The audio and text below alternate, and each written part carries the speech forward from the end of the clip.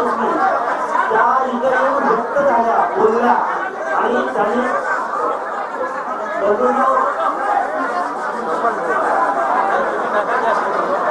त्यानंतर या महाराष्ट्रामध्ये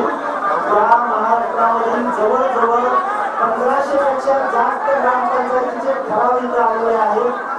या आंदोलनाला पाठिंबा देणारे आणि ओबीसीच्या आंदोलनाला पाठिंबा देणारे 1500 ग्रामपंचायतीचे ठराव जास्त आपला झालेलं त्यांचं सर्वांचा आभार. आता तिसरी गोष्ट साहेब, हे आंदोलन असं होतं, आम्ही दोघे इथं उपोषणाला बसलो आहोत.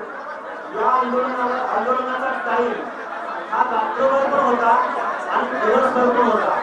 कारण रात्री दिवसभर शेतीची कामं होती म्हणून आम्ही रात्री तुमच्या आंदोलनाला आहोत असं म्हणणारे राखलेले चेहरे इथं आले होते. इथं मुस्लिमांचे मुकादम इथे येऊन पोहोचले. लहानांचे बंजारांचे तांबेचे तांबे इथं आले. भगवानचे फोटो घेऊन आमचे इथे आले. दौड चिपळूण भागातून वेगवेगळ्या भागातले आपले सगळे वेगवेगळे रामोशी आले. या भागातील तुम्हाला जबाबदारीने सांगतो, बेकार समाजाची माणसं आली, एकदम छोट्या छोट्या नागरिक समाजाचे आले, पंचायत समाजाचे आले आणि सर्व महाराष्ट्रामधील लोक आले. आणि मला तुम्हाला सांगायचं एक आहे की या माणसांच्या मनामध्ये एक विश्वासाची भावना निर्माण झाली. काही करून रात्रभर प्रवास करून इकडे गाडी लावून मला भेटून मी सरकारी नोकरीकडे मी तुम्हाला रात्रीचे भेटायला आलो असं म्हणणाऱ्यांची संख्या साहेब शेकडोंच्या घरामध्ये होती. माझी तुम्हाला एकच विनंती आहे, ओबीसीचं आरक्षण जाते गेले तर आहे. एका बाजूला म्हटलं जाते की ओबीसी आरक्षणाला धक्का लागणार नाही आणि दुसऱ्या बाजूला म्हटलं जाते की आम्ही ओबीसी मध्ये प्रवेश केलेला आहे. नक्की दोघांपैकी खरं आपण बोलतोय आणि खोटं पण बोलतोय. ही संभ्रमावस्था महाराष्ट्रातल्या ओबीसीच्या मनामध्ये होती आणि तुम्हाला असं सांगेल की आंदोलनाला पाठिंबा देऊ आणि आमच्या मनाने आंदोलन अनेक नेते तिथे येऊन गेले. त्यामुळे साहेब असतील, भोगे साहेब असतील, आमचे गुरुजी महादेव साहेब असतील, शिवराज पवार असतील, आमचे प्रकाश सोडकर असतील, आमचे देशमुख असतील, आमच्या प्रदेशातील मुंडे असतील, आमचे बाळासाहेब आंबेडकर असतील, त्याचबरोबर गोपनाथ बाळकर आंबेडकर साहेब होते. बरीच लोक म्हणजे आपल्या काही नावं असू शकतात. विरोधी पक्षनेते सहजीला येऊन गेले खूप लोक.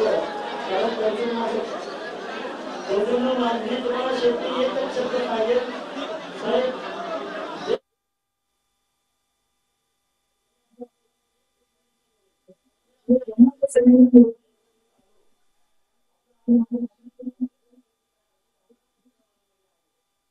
तुम्हाला एकच सांगेल, पुण्याने जर येत झालो तर फुले शाहू आंबेडकरांचा सामाजिक न्यायाचं धोरण आणि साहेब या शासनाला माझी विनंती आहे महाराज सरकारला, तुम्ही 12 करोड जनतेचं दायित्व स्वीकारलेलं आहे. हा आमचा जो मागचा कोणत्या जातीचा आणि प्रत्येक जाती जमातीचा हा महाराष्ट्र आहे. इतर लोक वाचत आले, इथं गोंधळ घातला, इथं हल्ल्या वाजत आल्या, इथं ढोल वाजले, नेपाळांचे माणसं आले, लोक आमच्या पाया पडत होते, आम्हाला वाईट वाटत होते की लोक पाया का पडताय. आता वडील लढत होते, आपली माणसं लढत होती, माहित नाही आम्हाला तुमच्या मनामध्ये काय भावना होती. पण हा अस्सल महाराष्ट्र, ग्रामीण महाराष्ट्र, या महाराष्ट्राची भावना यांना असं वाटतं की आम्हाला आवडलं जातं. तरुणांना असं वाटतं की आमच्या लोकांना चांगलं जातं, आमच्या लोकांना निवडणुकीमध्ये टार्गेट केलं जातं, आमच्या लोकांचा चेहरा ओबीसीचा चेहरा ठरवून टार्गेट केलं जाते, तुमची बदनामी केली जाते. हे आमच्या तरुणांना आता सहन होत नाही. कारण आमचा तरुण आता या डिजिटल मीडियामध्ये विचार करतो, तुलना करतो. एका आंदोलनाला वेळ करते घातलं जातं आणि दुसऱ्या आंदोलनाला 10 दिवस झाले तरी क्रिकेट जात नाही. म्हणजे आपण तुलना करतो, क्रिटिसाइज करतो, तो जज करतो.